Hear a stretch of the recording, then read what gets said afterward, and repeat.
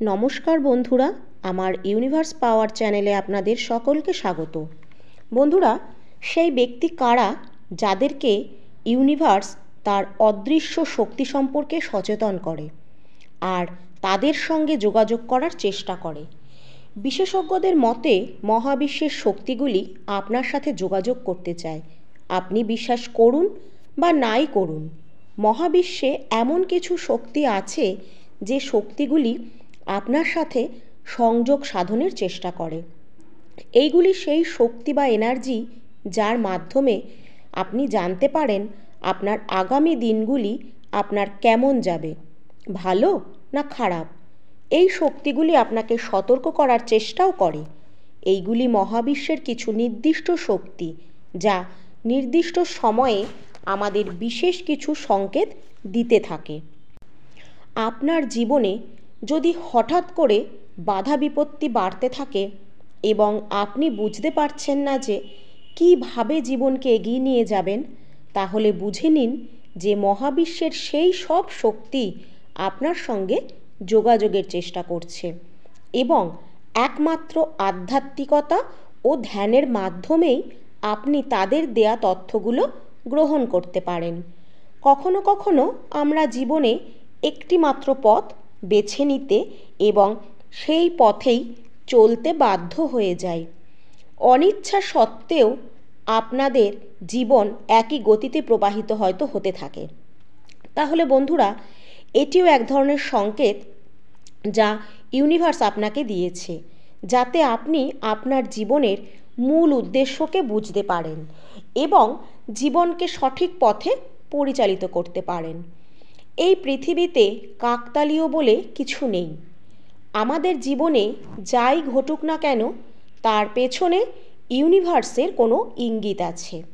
কখনো কখনো হয়তো আপনি একটি ট্যুর প্ল্যান করলেন, সব প্রস্তুতি কমপ্লিট থাকা সত্ত্বেও কোনো কারণে ট্যুরটি ক্যান্সেল হয়ে গেল। সেই মুহূর্তে আপনার মন খারাপ হয়ে যাবে, এটাই স্বাভাবিক। কিন্তু পরে যখন জানতে পারবেন যে আপনি যেখানে যাওয়ার পরিকল্পনা করেছিলেন সেখানে একটি দুর্ঘটনা ঘটেছে, আর যদি আপনি সেখানে যেতেন তাহলে হয়তো আপনিও সেই দুর্ঘটনার কবলে পড়তেন। এটা কিন্তু কোনো কাকতালীয় ঘটনা নয়। আসলে এগুলো সেই সব অদৃশ্য শক্তির কাজ যারা আপনাকে সব সময় খারাপ সব কিছু থেকে আগলে রাখছে। মাঝে মাঝে হঠাৎ করেই বিনা কারণে আমাদের মন খারাপ লাগে, কেমন একটা অস্বস্তি লাগে। সুখী হলেও মনে হয় কোনো কিছু একটা জীবনে নেই, কোথাও শান্তি পাই না। অনেক চিন্তা আমাদের মনে ঘুরপাক খায়। যদি এরকম কিছু আপনার সাথেও হয়, তাহলে হ্যাঁ বন্ধুরা, মহাবিশ্বের শক্তিগুলি আপনার সাথেও সংযোগ করার চেষ্টা করছে। ব্রহ্মাণ্ডের শক্তিগুলি আপনাকে নিজের সাথে যুক্ত করার চেষ্টা করছে। মানব জীবনে উত্থান পতন চলতেই থাকে। কখনো কখনো আমরা প্রচুর সুখ পাই, আবার কখনো কখনো আমাদের জীবন দুঃখ হতাশায় ভরে ওঠে। যখন আমরা দুঃখে থাকি তখন আমাদের মনে নানান রকম নেতিবাচক চিন্তা প্রাধান্য পায়। তখন আমরা নিজের ওপর আর মহাবিশ্বের শক্তির ওপর বিশ্বাস হারিয়ে ফেলি। ভয়, দুশ্চিন্তা, রাগ আর হতাশা আমাদেরকে গ্রাস করে। তাই বিশ্বাস করুন, আপনি যখন একেবারেই অসহায় বোধ করবেন, দেখবেন ইউনিভার্সের আশীর্বাদে কোথাও না কোথাও থেকে আপনি ঠিকই সাহায্য পেয়ে যাবেন। এটা শুধু বিশ্বাস করবেন যে ইউনিভার্স সর্বদা আপনার সাথে আছে এবং তিনি খারাপ সময়ে অবশ্যই আপনাকে সাহায্য করবে। হ্যাঁ বন্ধুরা, ইউনিভার্সের প্রতি এই বিশ্বাস যদি আপনি নিশ্চিত করতে পারেন আর তার তরফ থেকে আপনার জন্য সাহায্য তাহলে অবশ্যই আসবে।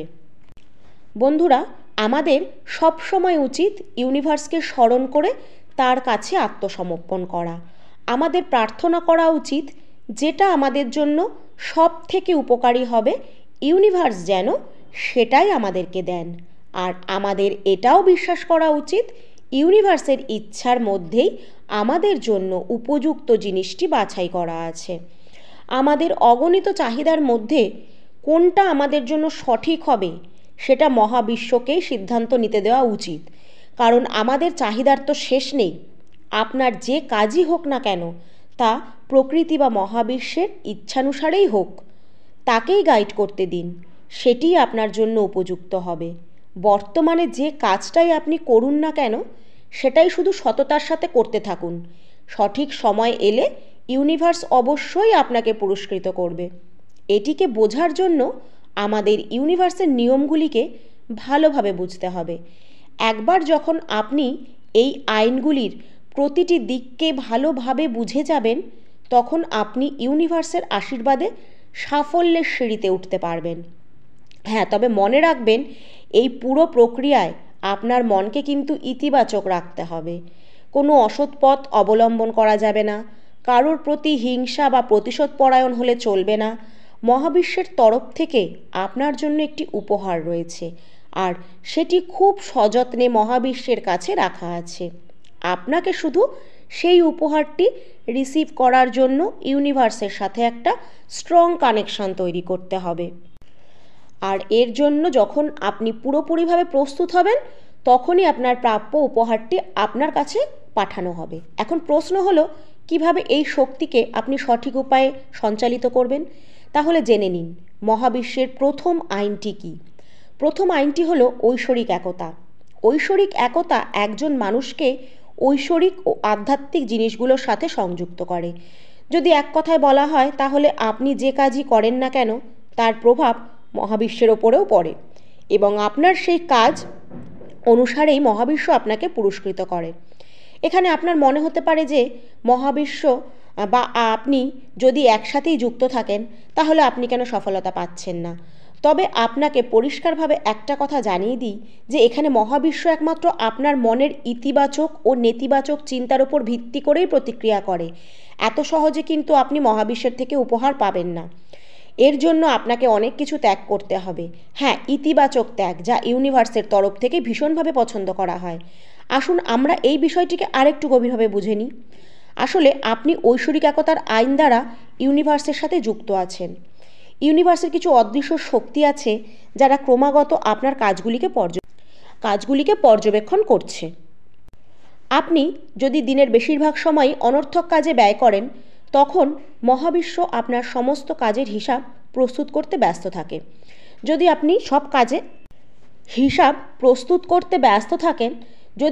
সব কাজে অলসতা দেখান, তাহলে ইউনিভার্স আপনাকে আরও অলস করে তুলবে এবং আপনি আরও বেশি করে সময় নষ্ট করতে থাকবেন। আর আপনার এই অলসতা আপনার অবচেতন মনে ভালোভাবে গ্রহণ করে আপনার সফলতার সিঁড়িতে পৌঁছানোর পথে বাধা সৃষ্টি করবে বা পরিবর্তন করে দেবে। আর তখন আপনি পথভ্রষ্ট হবেন এবং বিভিন্ন কাজে সাফল্য পাবার আকাঙ্ক্ষায় বিভ্রান্ত হতে থাকবেন। তাই সাফল্য পেতে আপনি সেটাই করুন যেই কাজের জন্য আপনি প্রকৃত অর্থে মানসিক ও শারীরিকভাবে সক্ষম। যে কাজটিতে আপনি আগ্রহী থাকেন, সেই কাজটিকেই মহাবিশ্বের কাছে উপস্থাপন করুন। সময়ের সাথে সাথে মহাবিশ্ব জানবে আপনি আপনার কাজের প্রতি দৃঢ় মনোভাব নিয়ে এগিয়ে যাচ্ছেন। তখন তিনি স্বয়ংক্রিয়ভাবেই আপনার অলসতা দূর করতে শুরু করবে, যার ফলে আপনিও অনেক বেশি করে নিজের কাজে মনোসংযোগ করতে পারবেন। দ্বিতীয় নিয়মটি হলো কম্পনের নিয়ম। এই নিয়ম অনুসারে এমনটা অনেক সময় হয়ে থাকে, যখন আমরা উত্তেজিত বা আনন্দ হয়ে থাকি, তখন চারপাশের পরিবেশ ও স্বাভাবিকভাবেই আনন্দদায়ক হয়ে ওঠে, এবং আমরা যখন বিষাদগ্রস্ত থাকি, তখন ঠিক তার বিপরীত ক্রিয়া ঘটে। আমরা বিষাদগ্রস্ত ও মানসিক অবসাদগ্রস্ত থাকার কারণে আমাদের চারপাশের পরিস্থিতি এলোমেলো ও জটিল হতে শুরু করে। তখন আমাদের মধ্যে ক্রোধের জন্ম নেয়, যার ফলে আমরা আশেপাশের মানুষের সাথে খারাপ ব্যবহার করে ফেলি, ইউনিভার্সের উপর বিশ্বাস হারিয়ে ফেলি। সুখী থাকাটা কোনো শিল্প নয়, বরং এটি একটি সুনিপুণ কর্ম, যা প্রত্যেকটি মানুষকে দক্ষতার সাথে নিরন্তর প্রচেষ্টা করতে হবে। সেই উপায়গুলি খুঁজে বের করা অপরিহার্য, যাতে আমাদের মনে খুশি ও আনন্দের সঞ্চার হয়। তবে চেষ্টা করুন যেই কাজ আপনাকে সবথেকে বেশি আনন্দ দেয়, তা যেন বস্তুগত না হয়ে আধ্যাত্মিকগত হয়। যে কোনো জাগতিক সুখের থেকে আধ্যাত্মিক সুখে বেশি আত্মতৃপ্তি পাওয়া যায়। আধ্যাত্মিক সুখ দীর্ঘকাল স্থায়ী হয় এবং অনেক অবাঞ্ছিত সমস্যা থেকে আপনাকে মুক্তি দেয়। সুখী হওয়ার চেষ্টা আরও অনেক ধরনের সুখকে আকর্ষণ করে, আর এইভাবে ইউনিভার্সের সাথে আপনার সম্পর্ক আরও গভীর হয়ে ওঠে। আপনি যখন খুশি থাকেন, তখন আপনি আপনার অন্তরের নেতিবাচকতাকে দূর করতে পারেন। আপনি যখন খুশি হন, তখন আপনি আকর্ষণের আইনের অধীনে এই মহাবিশ্বর থেকে আরও বেশি করে সুখ ও সমৃদ্ধি অর্জন করতে সক্ষম হন। এবার আসি বন্ধুরা তৃতীয় নিয়ম। তৃতীয় নিয়মটি হলো কর্মের নিয়ম। সমগ্র মহাবিশ্ব কর্মের আইন দ্বারা আবদ্ধ। এই আইন আপনাকে এমন সব কিছু করার অনুমতি দেয় যা একজন ব্যক্তিকে সফল করে তুলতে পারে। অবশ্য তার আগে আপনাকে এটা নিশ্চিত করতে হবে যে যদি আপনি কোনো ভুল পথ বেছে নেন তবে এর জন্য আপনাকে অনেক খারাপ পরিণামের সম্মুখীন হতে হবে। যাই হোক, ইউনিভার্স এটাই চায় যে আপনি কঠোর পরিশ্রমের মাধ্যমে যা চান তা অর্জন করুন। কঠোর পরিশ্রম মহাবিশ্বের দেয়া একটা উপহার, যা অর্জন করতে হলে আপনাকে অলসতাকে পরাস্ত করতে হবে। আপনি যে কাজটিতে সাফল্য পেতে চান তা করতে থাকুন। সেই কাজে আপনার সময় ও পরিশ্রমকে পুঁজি হিসাবে বিনিয়োগ করুন। দেখবেন মহাবিশ্ব আপনার এই কাজকে সঠিক সময়ে সাফল্যের চূড়ায় পৌঁছে দেবে। তবে সেই কাজে যাতে কোনো ত্রুটি না থাকে তার জন্য আপনাকে নিরলস পরিশ্রম করতে হবে। ফলাফল নিয়ে বেশি চিন্তা না করে নিজের কাজে বেশি মনোযোগ দিতে হবে। তাহলেই এই মহাবিশ্ব আপনাকে আপনার প্রত্যাশার চেয়েও বেশি দেবে। চতুর্থ নিয়মটি হলো সাদৃশ্যতার নিয়ম। এই নিয়মটি মেনে চললে আপনি বুঝতে পারবেন এই মহাবিশ্বে ঘটা সমস্ত ঘটনা ব্যক্তিগতভাবে আপনার শরীর ও মনের সমস্ত ঘটনার সাথে যুক্ত আছে। আপনি নিজের ভেতরে যা অনুভব করেন ঠিক সেরকমই আপনি আপনার বাইরের পরিবেশেও অনুভব করেন। তাই এটা জানা খুবই জরুরি যে আপনি যদি প্রতিটি ভালো বা খারাপ পরিস্থিতিতে নিজেকে নিয়ন্ত্রণ করতে পারেন তবে সময়ের সাথে সাথে আপনি বাইরের পরিবর্তনগুলিকেও কল্পনা করতে পারেন, যা আপনার ইচ্ছা অনুযায়ী ঘটবে, যা অবশ্যই আপনার জন্য সৌভাগ্য বয়ে আনবে। এবার বলি পঞ্চম নিয়মটি, যেটি হলো ক্ষতিপূরণের আইন। একজন ব্যক্তি সর্বদা তার কৃতকর্মের ভুক্তভোগী থাকবেন। ব্যক্তিটি ভালো বা খারাপ যে কাজই করুক তার কৃতকর্মের ফল তাকে ভোগ করতেই হবে। একেই বলে ক্ষতিপূরণের আইন। আপনি যা কিছু অন্যকে দেবেন আপনিও তার বিনিময়ে সেই একই জিনিস পাবেন। আপনি যদি কাউকে মনে কষ্ট দিয়ে থাকেন তাহলে আপনাকেও সেই একইভাবে কষ্ট পেতে হবে বা সমস্যার সম্মুখীন হতে হবে। আপনি যদি মন থেকে ইতিবাচক মানসিকতা নিয়ে কারোর সেবা করেন তাহলে ইউনিভার্সও আপনাকে বিশ্বের সেরা উপহারটি দেবে। সৃষ্টিতে ভারসাম্য বজায় রাখার এটিই একটি সবথেকে কার্যকরী উপায়, কারণ প্রতিটি পরিস্থিতিতে আমরা মহাবিশ্বের সাথে সংযুক্ত থাকি এবং এর নিয়মের অধীনে থাকি। এখন আমরা জেনে নিই আকর্ষণের নিয়মটি সম্পর্কে। মহাবিশ্বের সমস্ত আইনগুলির মধ্যে আকর্ষণের আইন সবথেকে বেশি গুরুত্বপূর্ণ। আপনি এই মহাবিশ্বে থেকে যা কিছু চান তা সবই অর্জন করতে পারবেন, তবে এর জন্য আপনাকে নিজের আত্মাকে ইতিবাচক রাখতে হবে। আকর্ষণের আইন অনুসারে পৃথিবীতে যে ইতিবাচক ও নেতিবাচক শক্তিগুলি আছে সেগুলিকে আমরা নিজের মনের চিন্তা অনুসারে আকর্ষণ করে থাকি। আপনি যেমন ধরনের শক্তিকে আকর্ষণ করবেন সেই শক্তি আকর্ষিত হবে। তাই আপনার উচিত সেই সমস্ত কাজ করা যা ইতিবাচক শক্তি উৎপন্ন করে। তখন এই ইতিবাচক শক্তি আপনার মধ্যেও প্রসারিত হতে শুরু করবে। আর আমাদেরকে সেই সব জিনিস থেকে দূরে থাকতে হবে যা নেতিবাচক।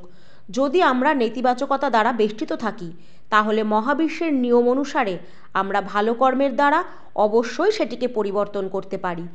এই সময় মহাবিশ্ব আপনাকে কিছু সংকেত পাঠায়। সেই সংকেতকে বোঝার চেষ্টা করুন যা আপনাকে নেতিবাচকতা থেকে বের করে আনবে।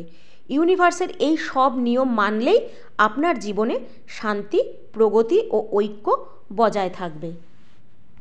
আর বন্ধুরা, যদি আপনি ইউনিভার্সে বিশ্বাসী হন তাহলে অবশ্যই কমেন্টে লিখবেন থ্যাংক ইউ ইউনিভার্স।